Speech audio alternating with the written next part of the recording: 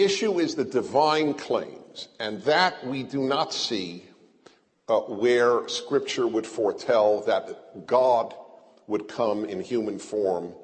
And I understand the triune references that Christians sometimes read, and I respect that, but it's the divine element. No Jew would have seen, especially another Jew, because Jews are not good at worshiping Jews. They're Rosenbaum, he thinks he's a god, but his wife knows better. That's pretty much how Jews would look at it.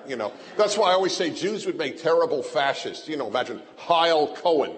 No, Cohen, he's a schmuck. Cohen, I went to yeshiva with the guy. Give me a break.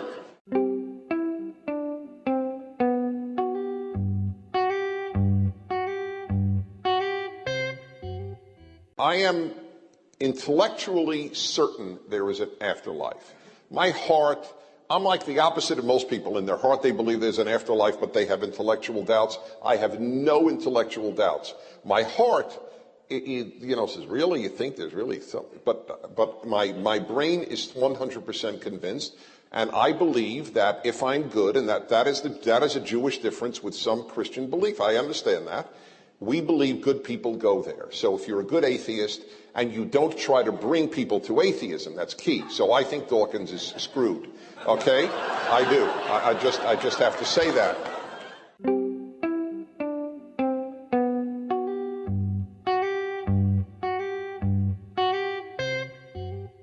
Is Jewish theology generally works driven? So totally, yes.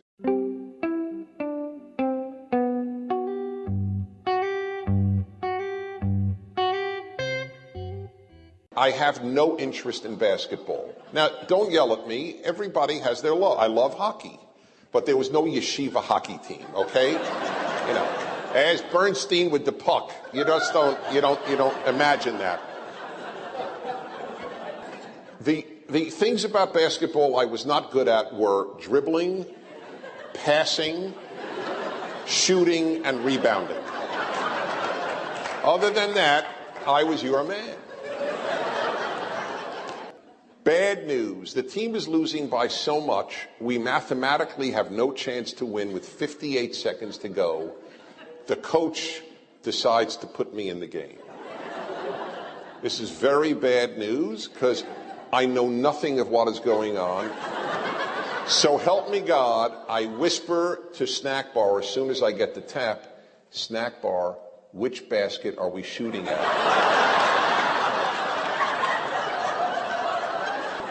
And I am in a slow panic. Everything is bad. First of all, I chose number 13 because I was a joker.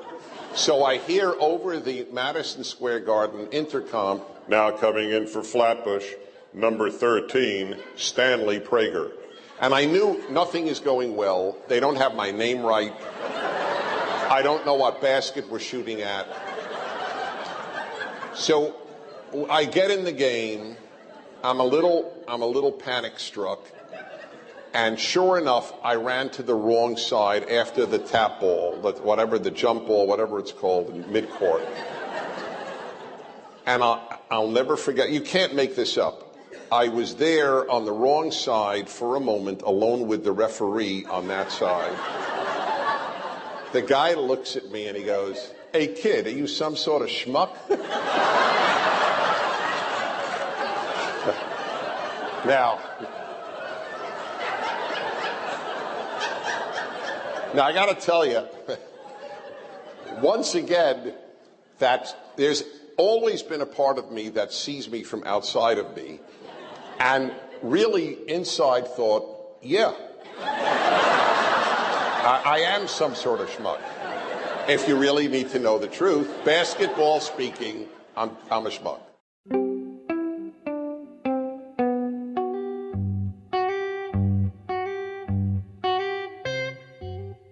If the Jews returning to Israel is not a sign of prophecy coming true, then I don't think any prophecy has come true. It's the most dramatic example of God's hand in history, certainly for a Jew, and certainly it's got to be second to Christ and the resurrection for a Christian, or even tied. I don't know. It's not for me to tell you what your assessment is of levels or hierarchy of greatness of God's interventions. But it's pretty dramatic.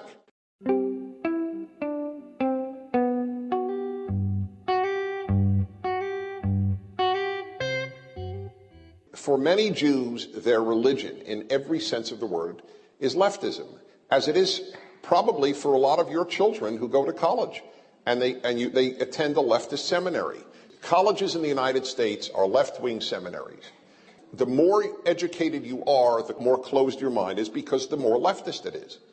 So it's not even why are Jews. The answer is because Jews are disproportionately leftist.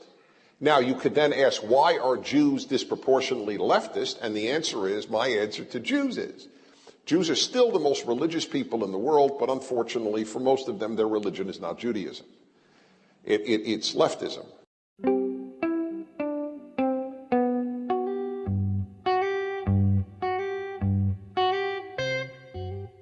These people are morally sick because they're leftist. Leftism is moral sickness.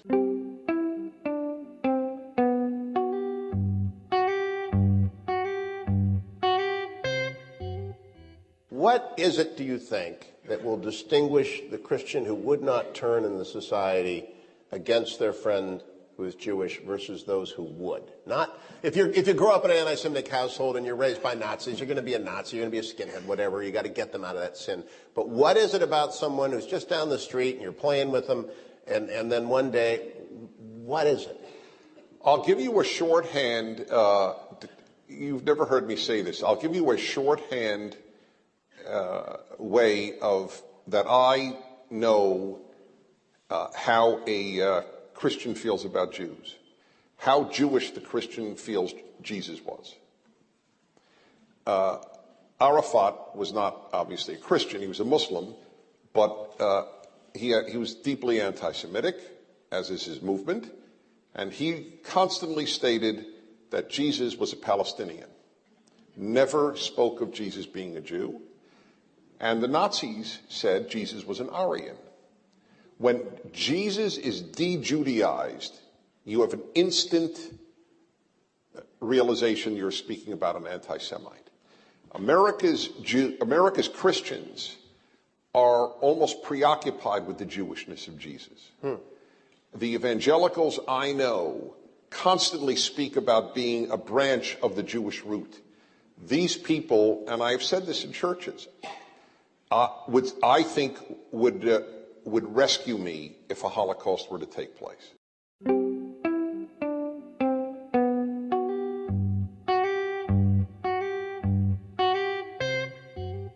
So he said, "All right, Prager, what's on your mind?" I said, "Rabbi, I'd just like to know what happens in Olam Haba, in the next world."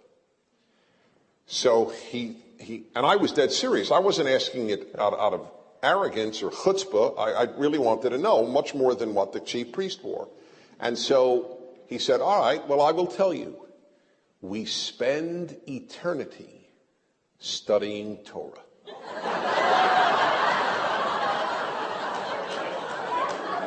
I was traumatized because I thought of being in this man's class forever.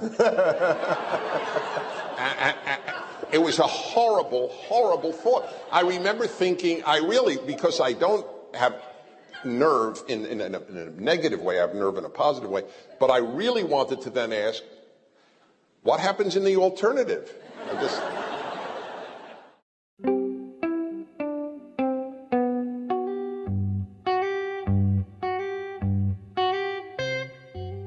I sin, he dies, I'm forgiven. That's not purely rational. It's a beautiful statement of faith that has brought out beautiful acts of goodness from innumerable Christians. But think of it on purely rational grounds. Why would that be? Well, then you say, but then the Torah itself is irrational because of animal sacrifice. But no animal sacrifice is done for an ethical infraction. All animal sacrifices are done for ritual infractions, none for ethical infractions. If I murder you, I can't bring a sacrifice and find atonement. In fact, murder is not atonable for because in Jewish law, the victim has to forgive you. God, according to Judaism, and this is very ancient, God does not forgive what the victim has not forgiven. If I hurt you, God will only forgive me if you forgive me first. So I have to go to you first. I can't go to him first.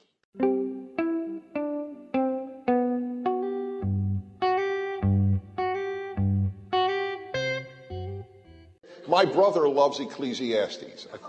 Okay, I think that anyone who reads Ecclesiastes and then doesn't kill himself has not read it carefully.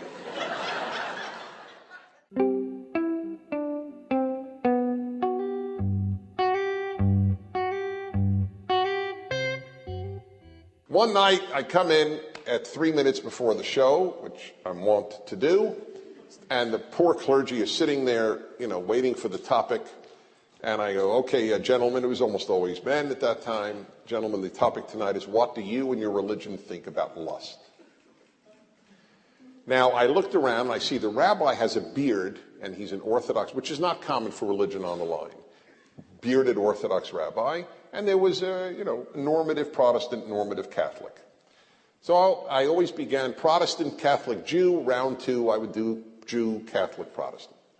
So I go, okay, your view. So the Christian and the Protestant and the Catholic beautifully, and I mean beautifully, speak about sanctity of marriage and quote Jesus in Matthew. Then it's time for the rabbi, and I have no idea what the rabbi will say because he's ultra-Orthodox guy, bearded and so on. And I go, maybe he's going to agree with the Christians for all I know. So in an East European accent, he goes, so I go, Rabbi, you and Judaism's view of lust. He goes, Dennis, and he goes, stroking his beard. I mean, it's almost out of a movie, but it was radio. And he goes, Dennis, lust, schmust. Now, I need to tell you what I tell Jews when I tell the story. It was one of the proudest moments of my life as a Jew.